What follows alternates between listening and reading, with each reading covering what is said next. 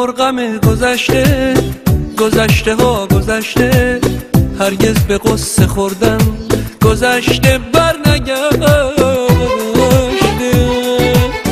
به فکر آینده باش، دلشاد و سرزنده باش، به انتظار طلعت خورشید تابنده باش.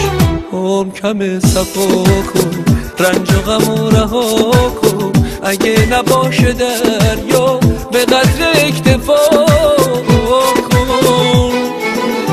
عمر کم صفا کن، گذشته رو رها کن، اگه نباشه دریا به قدر اکتفا کن، به قدر اکتفا.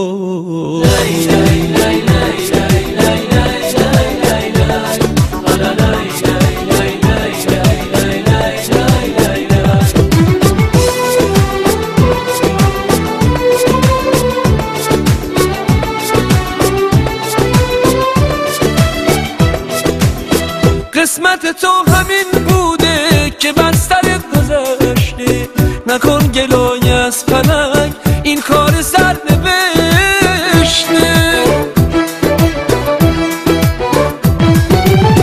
قسمت تو همین بوده که بسترت گذشته، نکن گلای از فلک این کار سر نوشته.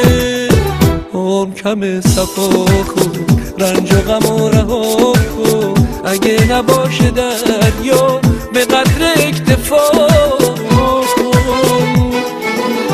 عمر کم صفا کن، گذشته رو رها کن، اگه نباشه دریا به قدر اکتفا کن، به قدر اکتفا کن.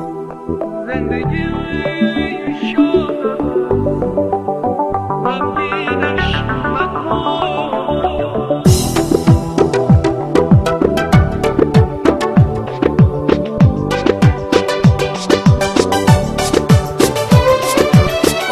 گران میگذره، خواهی نخواهی سعی بران کن، نرود رو به تباهی.